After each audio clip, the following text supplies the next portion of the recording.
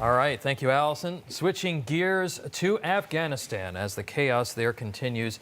And lawmakers are now warning the bombings at Kabul airport yesterday could spark terrorism, even along the U.S.-Mexico border. And joining us now for more on this is the man who killed Osama bin Laden in May of 2011, former Navy SEAL Robert O'Neill. Sir, it's a pleasure to have you on. Thank you so much for your service. I appreciate you having me on. Thank you for saying that. Of course, Robert, 13 U.S. service members, heroes. They lost their lives yesterday at Kabul airport. Your thoughts on this difficult day? It's very, very sad. I mean, since we gave up Bagram Airfield after 20 years, I mean, the one place we should have kept because we had so much there, everything from hospitals to jets to pilots and everything like that. Sad, rage, shame, and it's predictable. I mean, when we're at a point right now, 20 years after 9/11, where we're telling the Taliban, okay, you guys hold this perimeter and we'll be right behind you. This is, you know, you're gonna hear keywords all the time like ISIS-K, Haqqani, Taliban, all this stuff. They're all the same group of people cut from the same cloth. These are all warlords trying to take Kabul. Yeah, they don't like each other, but when some talking heads say they're surprised that maybe the Taliban let these bombers through, of course they did. They're all perfect and they're all they want chaos. That's what it is. Yeah, we've been saying this all week that when it comes to politics and money and hitting the great Satan, the United States, it's going to make for strange bedfellows. These guys are going to start cooperating together. Rob, the United States Marine Corps General Kenneth McKenzie spoke yesterday about the threat of the continuing attacks. Take a listen.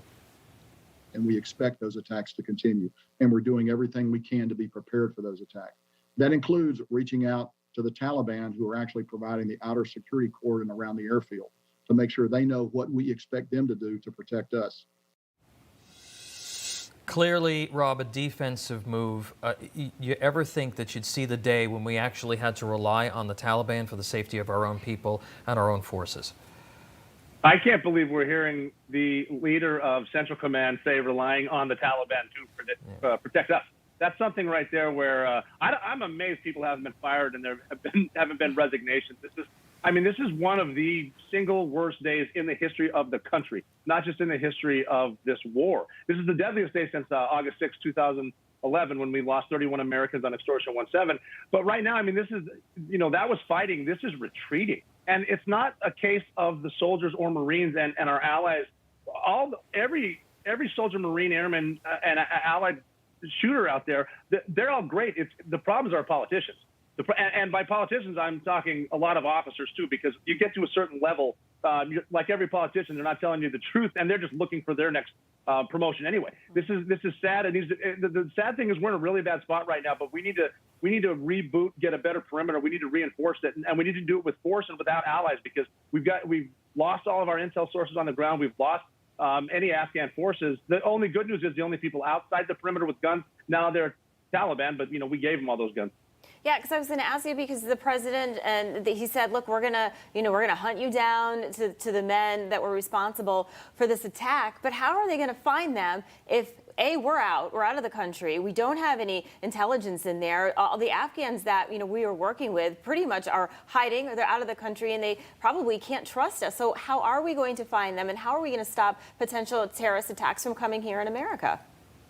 Well, I mean, it's very difficult. We need to basically start it like we did again. We need to consider our allies up in the Panjshir Valley, who used to be the Northern Alliance. Maybe you can evacuate people there, but the sad truth is we need to get more troops, more guns, and more stuff at that airfield, and possibly retake Bagram just to get a perimeter. But we're not going to get intel sources. I mean, if I was an Afghan right now, I'm certainly not working with the Americans, probably ever again. And there's a wider consequences on this right now, because think about what China's doing right now. China's basically the superpower in the world. Think about Taiwan. Are they going to trust us? Are we going to defend them? It's sad. This is what we rely on is deterrence, alliance solidarity, and forward defense, and we have none of those. That's our triage, and we have none of that right now. We've given it all up, and we just look extremely weak, and that's including the generals who are saying, the Taliban to protect us. Nonsense. All right. Well, thank you, Robert O'Neill. We really appreciate you coming on. We thank you again for your service. Thank you very much for having me. Anytime. Of course. Hey, I'm Rob Finnerty. Thanks for watching. If you enjoyed this video, please join the conversation in the comments below. Don't forget to subscribe, too. Hit the bell icon to be alerted to breaking news. And remember, there's a whole lot more on Newsmax TV, America's fastest growing cable news network. Newsmax TV, we're real news for real people.